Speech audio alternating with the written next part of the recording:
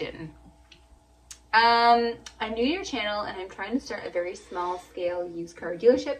I actually live right next to the Odessa auction up here in Kitchener and was wondering if you can make a video sharing some insight on how Odessa works.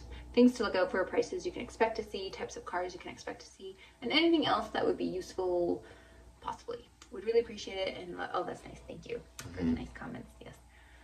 So I think the best thing to look out for is, and you know what, maybe if I can find a video, we'll put a link in the description below for that specific video about what to look out for in auctions. As the biggest thing is the blind bidding. Okay, Oh, so yes. I think that's what you'd have to look out for. And the one we just did recently about the auction lights.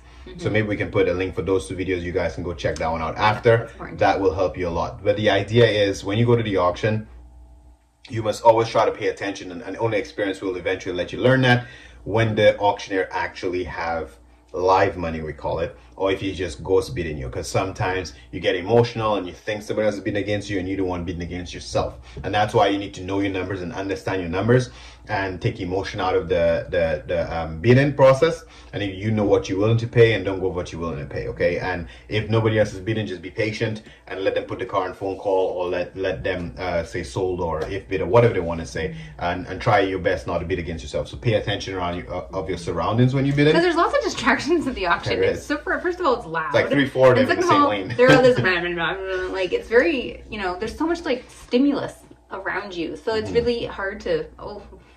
Personally, not that I buy cars, it's but like, really hard. Yeah. You have to be focused, and it's really hard to be focused. It's very distracting. Very distracting. Yeah. So, which is also part of the game that you have to pay attention. Yeah. So and then and even me, myself, like with time, like I play the opposite game too, where if I'm bidding, and even if you try to bid secretly, you notice like when you watch people, like some dealers, they'll give the auctioneer just a little wink, or they'll just slightly give a little finger saying, yeah, me, and they put their hand down quickly so nobody sees. They try to bid in very slick ways, and sometimes the auctioneer want to convince people that he have real money, so he's gonna out them and say, and he points at them and say, yeah, and he points to this one. So so now you can tell who's bidding. So I play the opposite game sometimes, where I would bid secretly, and then basically the auctioneer would point at me, and I look, and the other guy is making eye contact with me to see if I'm bidding. I'm like, I'm not bidding. I'm like, this guy's playing you. I'm like, and the moment he says, that he stops bidding, sometimes the auctioneer tells us, I got live money. I'm serious. I got live money. And then, he stopped bidding, thinking I'm not bidding. They point and they say sold, or phone call to me. So you have to play the game too. And I mean, at the end of the day, you didn't go to the auction, remember that, to make friends. You go there to get the best possible deal and sell. So I guess short and sweet is you just need to know pay attention when to cut off your price. Yes. And that's it. And then and pay attention to your surroundings. And I guess you're right. And pay attention to what you're saying. But then you also have to live with the price that you won, right? Yes. So and I think that's maybe the shortest, quickest. Yeah, it's just be confident with the number you want and stay true to that, and then right. And actually, on the same topic, another comment here about how that explains it. I stopped bidding at 3,700, but hung around. The bid went on till 4,200, and suddenly came back to me at 3,700. It was an if sale, and I got a call saying that they'll take 4,200. I didn't get the car. Thanks, man. I know it's true. So that's the one I want to put a link on for. So it's surviving. I think it's how to survive a dealer auction. So that's the one here. I think that talks about the blind bidding. So we'll put that one in the description, like we said. Just look at the screens. Don't listen to the auctioneer. Right No. Even when you go to the screen, it changes. When they're bullshitting, it changes too. Because the girl sitting next to him, when he says the bid, she's typing in the bid, right? So it's going up, they're bidding up. So you're thinking it's going up, it's real.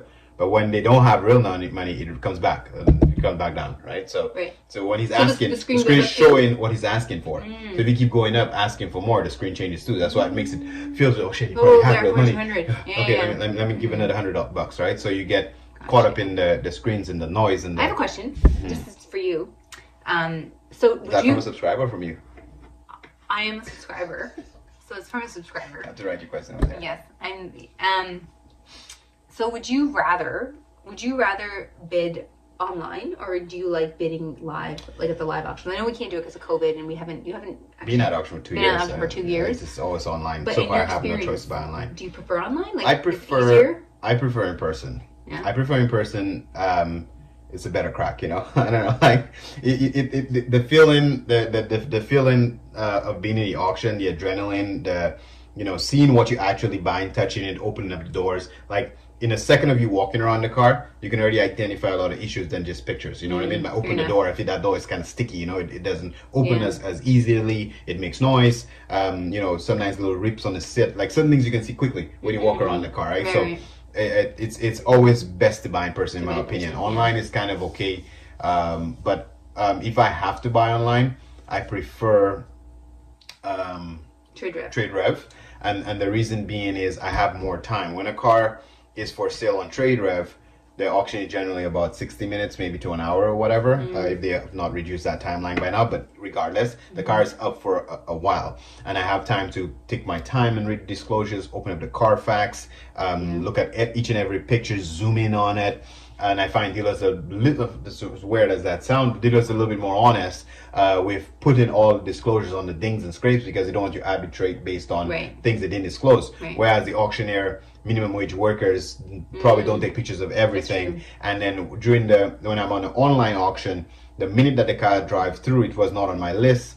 From to click for the pictures quickly while this guy is bidding, the car is going to run the block within 4 minutes, right? So within that 4 minutes to go through all the disclosures and read the Carfax and try to look at the pictures and pay attention to the pricing, it's easier to make a mistake. And most times I overpay or buy a piece of junk is on a live auction at a desk.